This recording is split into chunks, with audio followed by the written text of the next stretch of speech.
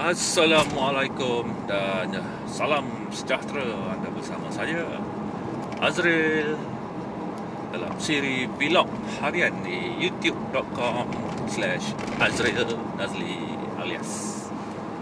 Jadi seperti biasa, topik hari ini yang saya ingin kupas ialah Adrenaline Impact League yang berlangsung semalam, round pertama di Lita Tsukuba. Ini adalah berkaitan dengan sukan e-racing. Okey, sejak PKP sejarahnya, sejak bermulanya PKP, e-sport atau berkaitan dengan racing ataupun e-racing lah, electronic racing, kan, mendapat traction daripada kalangan peminat motorsport setempatan.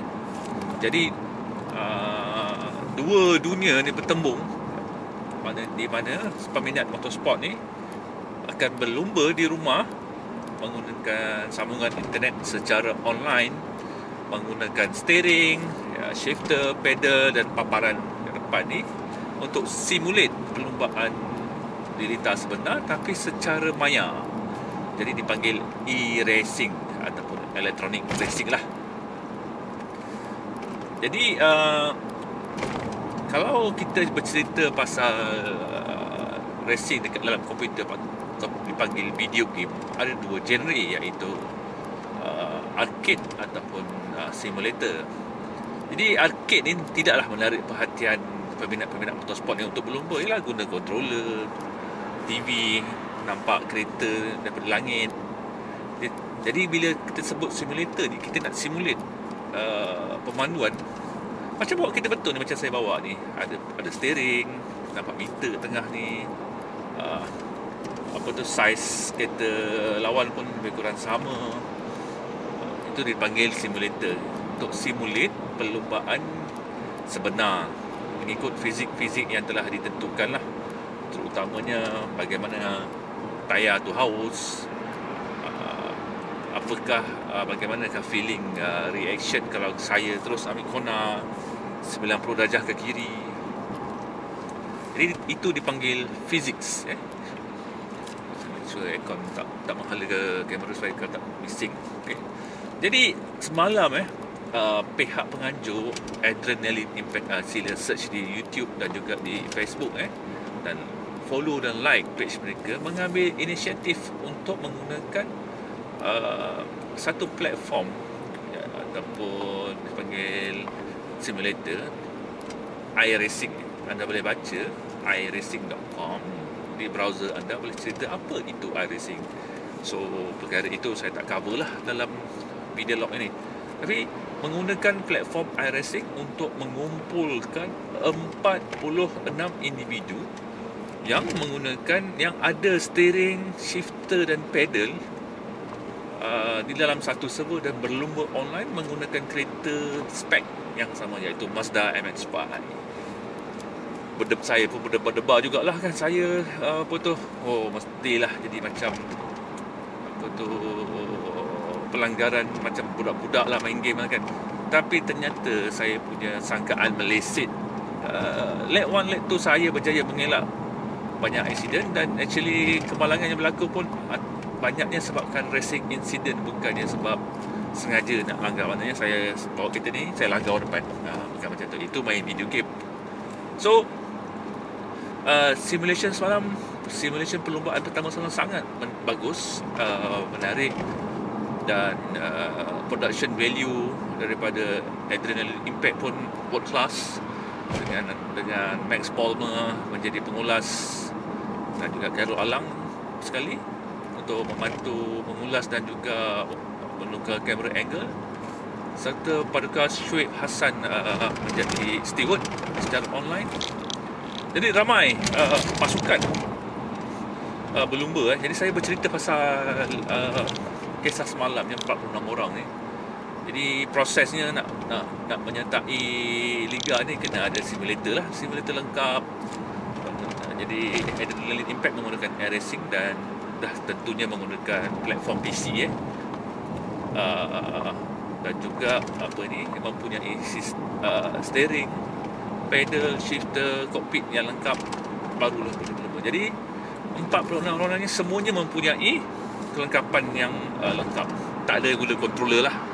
Jadi tak acil lah kan, anda guna controller senang nak race lah kan. Jadi semuanya sama susah dan adil lah untuk semua orang bersaing. Jadi perbezaannya mungkin ada yang guna curve monitor, ada yang guna triple monitor, ada yang menggunakan virtual reality. Jadi banyak dia punya variety dalam perlombaan. Dan kesemuanya saya lihat latency pun agak cantik, 200 millisecond lah. Kita orang Adrenaline Impact menggunakan server iRacing yang lokasinya di Australia. Jadi lokaliti dia agak dekat dengan benua kita di Malaysia ni, dan rata-rata latency pelumba ke sana 200 ping. Sebab saya dah nasihatkan ke semua orang untuk menggunakan local area network, Cat 5e kabel instead of guna Wi-Fi. Okay. Jadi best lah, seronok lah. Bila kita berlumba, kita boleh predict kita depan tu buat apa, macam berlumba betul-betul. Dan kesemua 46 orang ni menggunakan cockpit cam. Macam cockpit cam macam ni, seperti yang saya nampak ni, seperti itulah representationnya dalam iRacing. Jadi apa yang boleh adjust ke depan, ke belakang, betulkan FOV, naik turun. Jadi tak ada advantage, tak ada orang nak guna view helikopter, tiada orang ada map dalam tu, semuanya barebone racing, hanya racing sahaja. Jadi yang membuatkan perlombaan semalam tu cantik dan menarik ialah sebab latihan. Jadi sebelum perlombaan itu dilangsungkan semalam, pihak AI dan juga individu dan juga pasukan-pasukan sanggup spend duit membeli server slot latihan di server iRacing. Tak mahal pun, 50 sen je untuk $1 tu, RM4 untuk 2 jam sewaan. Boleh muat 40 orang sebenarnya. Jadi latihan yang banyak kali menyebabkan pelumba-pelumba ni dah terbiasa dengan bagaimana iRacing berfungsi, walaupun menggunakan litar yang agak dikenali, iaitu Tsukuba di Jepun. Dalam Gran Turismo pun ada Tsukuba, dalam Assetto Corsa pun ada Tsukuba. Jadi semua simulator kat luar tu ada Tsukuba. Tapi adaptation pelumba-pelumba ni terhadap iRacing semakin bagus bila mereka masuk FP ataupun free practice atau free practice campur race lah, yang dianjurkan oleh individu tertentu seperti Malvin, Ilham, dan juga pasukan SSAD pun sanggup beli session khas latihan untuk pasukan mereka. Jadi 40 orang ni masuk semua dah bersedia. At least setiap orang tu dah ada 20-50 laps seat time sebelum masuk berlumba. Dah masuk berlumba ada lagi 1 jam pula praktis. Dan yang menariknya, praktis dan juga qualify ikut cara di dunia sebenarnya, iaitu open qualify. Memang ni lah kan, memang mencabar kan. 46 kereta nak qualify kat track kecil. Broadcaster tersenyum lebar lah kan, macam aksi boleh tengok. Macam saya sendiri menggunakan virtual reality untuk saya punya paparan, dan memang sebiji lah macam saya nampak, macam bawa kereta betul ni. Jadi 46 orang ni mencatatkan sejarah, berjaya menghabiskan 45 minit lah perlombaan semi endurance. Jadi banyaklah drama-dramanya, minyak memang tak cukup. Kalau ada juga percubaan seorang ni cuba menggunakan 20 liter ni untuk perlombaan selama 45 minit, cukup tak? Last lap minyak tak cukup, habis. Jadi strategi mengisi minyak pun penting. Jadi adalah dia punya drama-drama, dia ada yang tim saya sendiri SSAD, saya mewakili tim Split Second Advanced Driving, adalah dalam tim saya yang kelang kabut masa masuk pit. dia seronok, daripada nombor 40 turun nombor 20 kan. Jadi dia masuk pit. Jadi masuk pit tu, kesilapan dia melebihi pit limit, iaitu 60 km sejam. Pom, kena denda. kena masuk pit lagi, dan dia terlupa antik tukar tayar. Habis 23 minit dekat pit saja. Terus daripada position patutnya bawah 20, terus naik 30. Dan ada satu kisah lagi, leader sana ni tidak mendengar briefing. So privilege dah bagi tahu akan masuk pit, jadi guna budi bicara sendiri nak isi minyak ke, nak tukar tayar ke. Tapi disebabkan ada pelumba baru ni, barulah kan, dia tak biasa dengan air racing. Spot racecraft bagus, sportmanship bagus, top 3 tu podium finisher.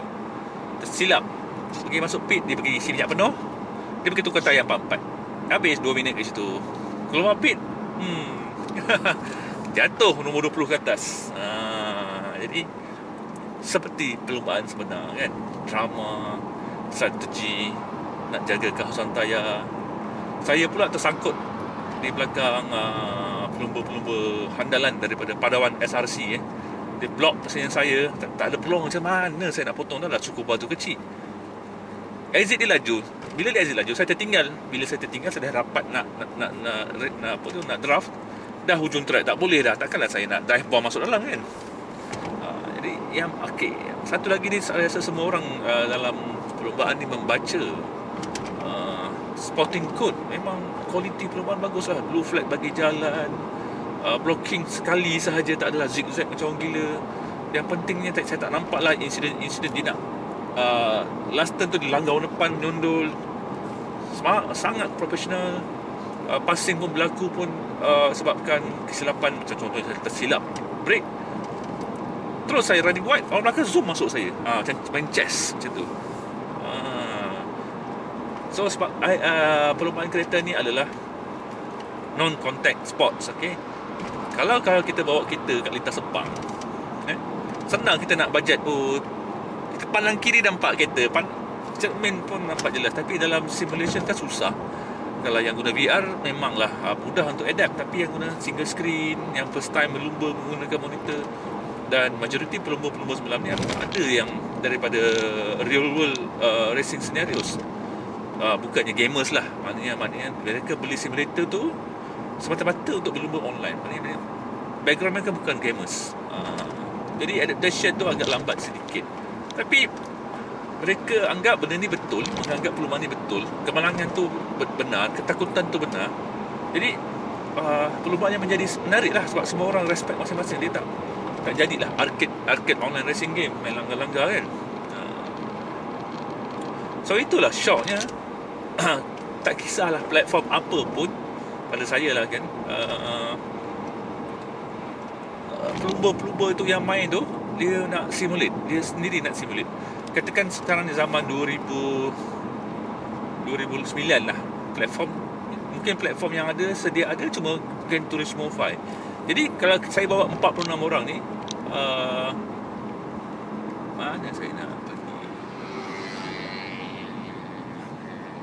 Sini. Silap. Saya nak pergi KL. Di sini. Lama tak lagi. Jadi okey, berbalik tadi. Jadi 46 orang ni, kalau dibawa main game apa pun, kalau dididik dengan betul, mereka tetap akan behave seperti mereka berlumba dalam iRacing sebenarnya. iRacing agak kejam. Bukan agak kejam, memang kejam. Langgar sikit dia, bumper tanggal, terlanggar tepi sikit, suspension patah. Jadi benda ni menimbulkan fear, ketakutan. Takut untuk kereta mereka ni rosak, sebab dia orang nak championship point, dia orang nak tamatkan perlombaan. Jadi bila berlaku pelanggaran, terpusing ke apa ke, dia punya marah tu. Dalam Discord ada juga yang menjerit-jerit kat Discord, Allahu Akbar dia sebut. Aduh, nak tergelak pun ada.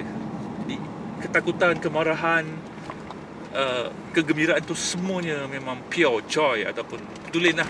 Seperti anda masuk track day ataupun perlombaan MSF di lintas Sepang, sama. Semua orang mempunyai dedication yang sama, membeli simulator, berlatih. Dia bukannya menganggap sebagai video game. Malam ni racing lah, masuk lah, lumba lah dengan tanpa berlatih kan. Tak. Jadi dia orang ni meletak dedication. Jadi kalau dia orang boleh letak dedication, mengapa tidak kita? Kalau dia orang boleh berlatih 100 lap, kenapa tidak kita berlatih 100 lap? Kalau ada orang boleh berlumba dengan satu insiden, kenapa saya tak boleh? Jadi semalam ada yang sampai 30 insiden macam-macam.